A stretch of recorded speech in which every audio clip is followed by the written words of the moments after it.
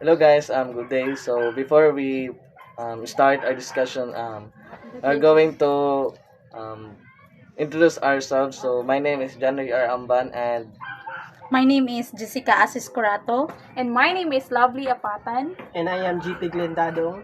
Agnes Sandayo Ordanilia. I'm Salome Magdalena Patrones, I'm Geraldine Maribuho. and we are going to propose and discuss empowering language learners, strategies for building confidence and achieving proficiency. Good day, everyone. So today we are going to report about empowering language learners, strategies for building confidence and achieving proficiency. First, we have inclusive education is the idea that every child should get all children deserve equal access to education. By providing an inclusive education environment, it can be assured that each student gets the same level of education. Educational opportunities regardless of race, gender, religion, socioeconomic status, and etc.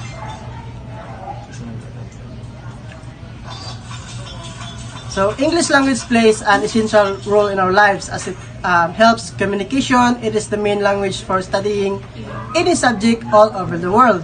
English is important for students as it broadens their minds, develops emotional skills, improving the quality of life by providing job opportunities. Every child learns to read in a different way. This widespread misconception causes unnecessary difficulty for teachers and for our students. It is simply not true that there are hundreds of ways to learn to read.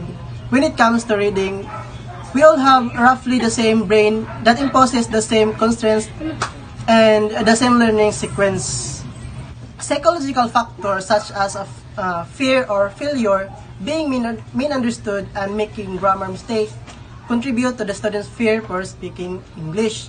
Shyness, anxiety, lack of confidence, and motivation also hinder students from actively participating in English class discussion. The study found that grammar, pronunciation, and vocabulary knowledge were inhibiting factors for students in speaking English. Motivation plays a vital role in students' willingness to speak English, creating an anxiety-free classroom environment. It is crucial for fostering students' motivation to speak English voluntarily and breaking down language learning barriers. Emphasize that learners with good pronunciation are more likely to be understood even with grammar errors, while learners with poor pronunciation may experience social isolation, employment difficulties, and limited opportunities for further study. so today I'm going to the one to discuss the part which is the need assessment. So first is the personality. So as you can see, personality and disorder has the different graphs. So I'm going to discuss it. In personality, nervous, it has a percentage of 2.8 because it nervous to learn even though I am well prepared for language class. Then 2.6 for the too anxious in language class until I forget everything that I. Then 2.4% when I feel more stressed and anxious than in my other classes. While in disorder, 2.7% in thinking about things that are unrelated with the course during language, and the same percentage is the 2.7 thinking about the number of grammar makes people exhausted. So in this chart or in this area, the students have to be guided to have an assessment enabled for us to guide in the same thing. Next. Then, so start need assessment. First is as a future educator, to make this successful, I am going to give my student motivational activities that can boost their confidence to speak up, especially in front of the class. So, as a future student, ang role nako nga kanang imo nako kanang more interactive ang akong klase, din gamit akong I will do my best as a good model para mogawas ang ilang confidence in regards sa akong klase, din mag-insist ko, mag-create kong mga motivational nga mga activities to make them interactive. Then second, I will teach them about encouraging topic that can make them willing to learn. So syempre dapat itudlo gyud mo na. As a teacher, you have to do the task in guiding them. Then incorporate quality inside the classroom. As a facilitator, treat them equally. So we should be inclusive as a teacher. Third is, I prefer teaching face-to-face classroom setting. If I am going to teach, I like smooth and concise teaching method. So para sa ko sa akong kanang own perspective, much better gid nga mag face-to-face class, mag face-to-face tang tanan. Kay para worth it atong gibayad, nga na ba? Then mas para sa kapod, mas prefer gyud sa ko nga face-to-face gyud siya kay para ang learning is actual gyud ako makuha. Okay, so these are the objective. So first is to help language learner develop a growth mindset and overcome negative self-beliefs. So in this objective, one of the objectives pa diri is among overcome ang mga negative self-beliefs sa usa ka student. Tagana mo sila, tabangan naman sila kung saan pag-develop sa ilang mindset when it comes in learning. Then second, introduce language learners to a variety of active learning techniques that promote engagement and understanding. So as what I've said earlier, kita nga mga as a facilitator, future educator, we should promote engagement and understanding so that ang atong mga estudyante is dili sila mahadlok makipag-engage sa ilang mga kapwa nga mga estudyante or even though classmates lang. Next objective is the promoting motivation and persistence in language learning. So ato silang i-promote through motivation sa paggamit sa English such as a language learning.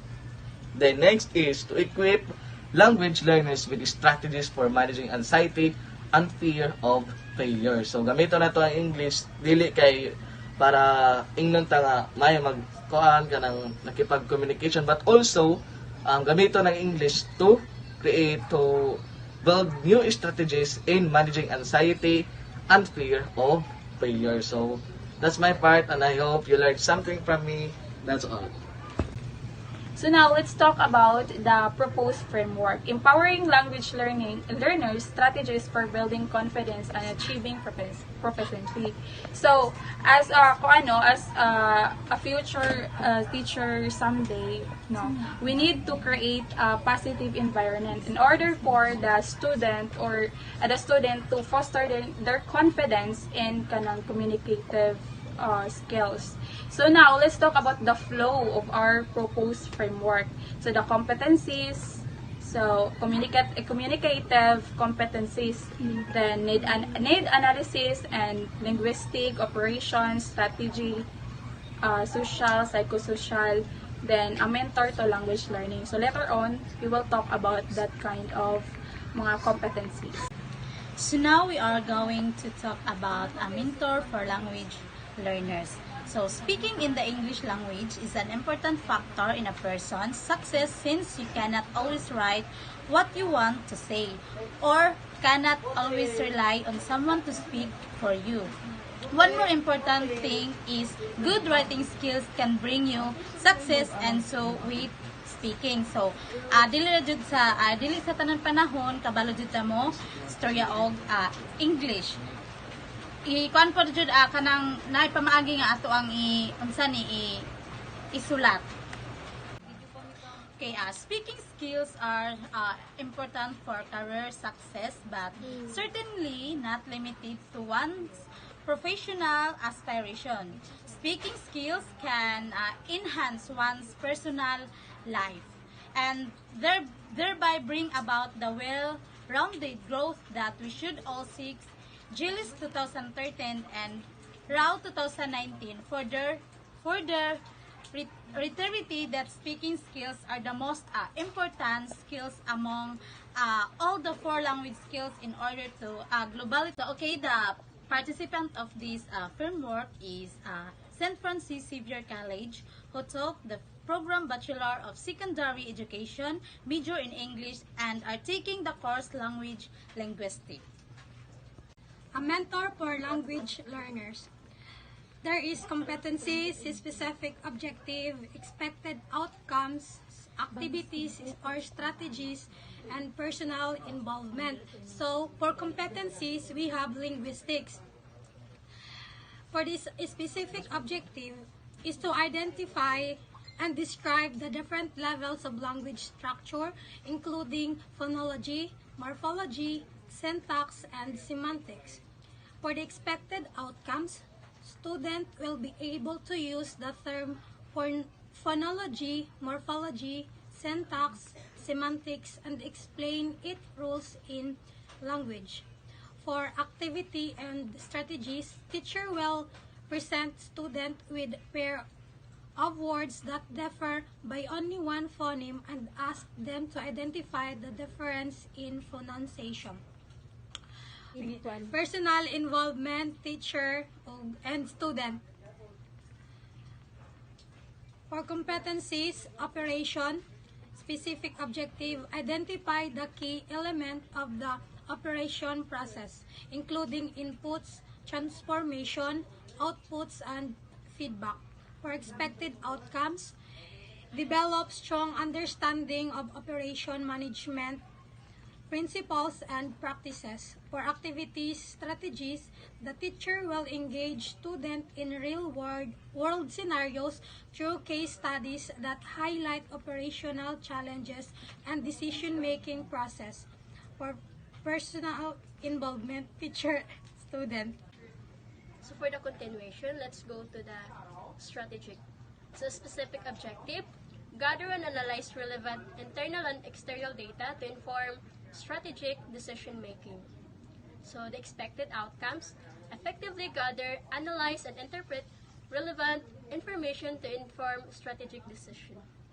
So activities and strategies, the teacher will going to guide students conducting SWOT analysis to identify organizational strengths, weaknesses, opportunities, and threats. So personal involved, teacher and students. So next, social. So specific objectives, recognize and appreciate the perspectives and feeling of others. So expected outcomes, they will develop effective self-regulation skills to manage emotions and impulses constructively. Activities and strategies. The teacher will going to have students role play different scenarios from perspective of various characters and understand diverse viewpoints. So personal involved, teacher and students. So that ends my part. Thank you. So for continuation, a mentor for language learners, we have the competencies, specific objectives, expected outcomes, strategies, activities, and personal involved. So in competencies, we have the psychosocial. When we talk about psychosocial, it's about our behavior.